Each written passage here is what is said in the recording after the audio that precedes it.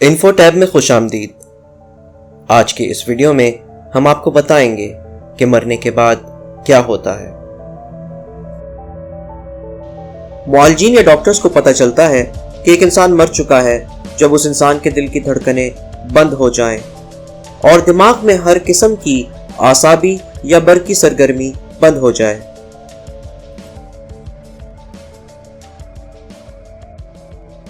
عموماً دو اقسام کی اموات زیادہ تر واقع ہوتی ہیں۔ نمبر 1، دماغی موت۔ دماغی موت کا مطلب موت ہی ہوتا ہے، البتہ مشینز انسان کو کچھ دیر کے لیے مصنوعی طور پر زندہ رکھ سکتی ہیں۔ نمبر 2، کارڈیک موت۔ کارڈیک موت سے مراد دل دھڑکنا بند کر دے اور خون کا جسم میں بہاؤ بند ہو جائے۔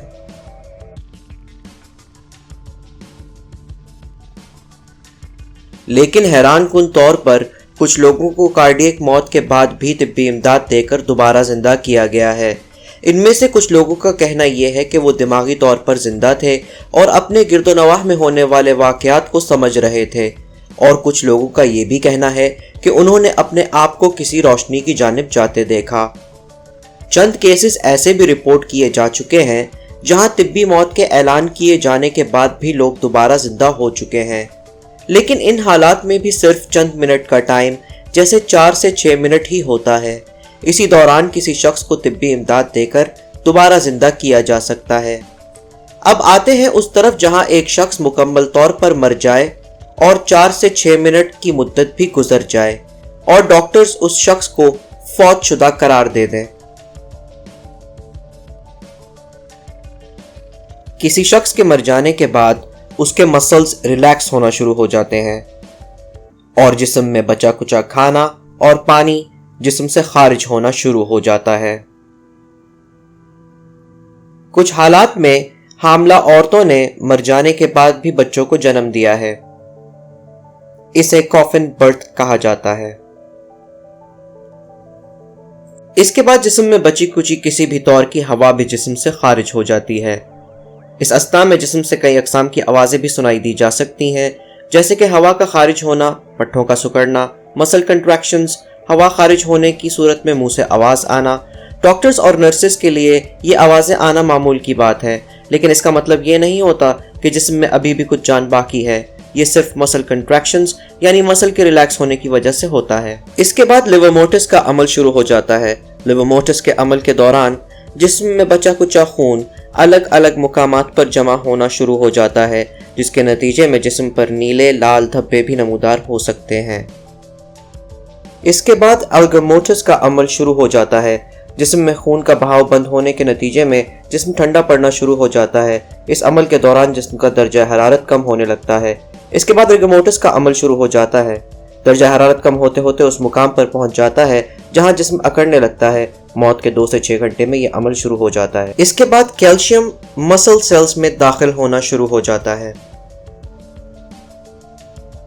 سیلز ٹوٹنا شروع ہو جاتے ہیں کیونکہ خون سیلز تک نہیں پہنچ رہا ہوتا۔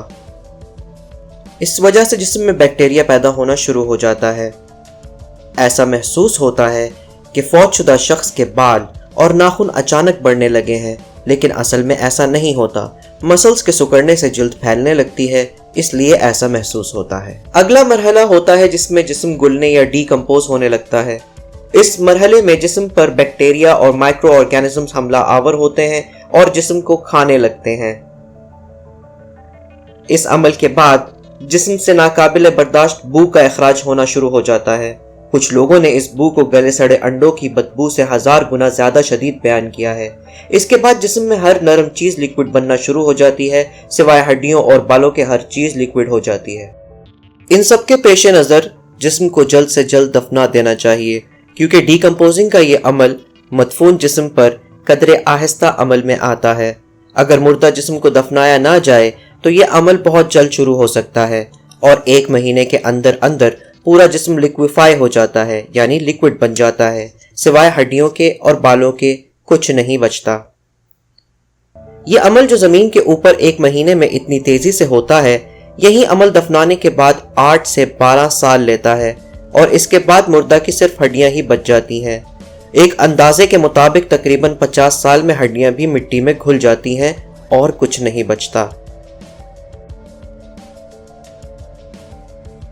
تو یہ تو تھی سائنسی معلومات اس حوالے سے کہ جسم کے ساتھ مر جانے کے بعد کیا ہوتا ہے۔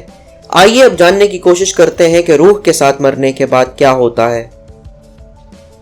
مختلف ادیان کا اس بارے میں مختلف نظریہ ہے، لیکن زیادہ تر لوگوں کا جن ادیان سے تعلق ہے ان میں مرنے کے بعد بھی ایک زندگی ہے، یہی نظریہ ملتا ہے۔ جیسے اسلام میں ایک شخص کے مر جانے کے بعد اس کی ابدی زندگی شروع ہو جاتی ہے۔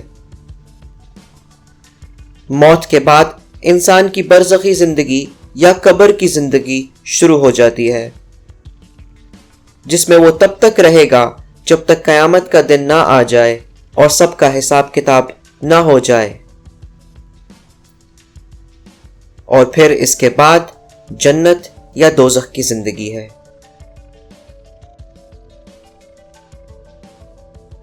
تو یہ تو تھی ایک مختصر معلوماتی ویڈیو آپ کے لیے، جس میں موت کے بعد کیا ہوگا کے بارے میں آپ کو بتایا گیا۔ ایسی کئی اور معلوماتی ویڈیوز دیکھنے کے لیے ہمارا چینل سبسکرائب کریں اور بیل آئیکن کو دبانا نہ بھولیں، تاکہ آپ ہماری آنے والی ویڈیوز کو سب سے پہلے دیکھ سکیں۔ اور آپ کو یہ ویڈیو کیسی لگی اور مستقبل میں آپ کس موضوع پر اگلی ویڈیو دیکھنا چاہتے ہیں، ہمیں کامنٹس میں ضرور بتائیں۔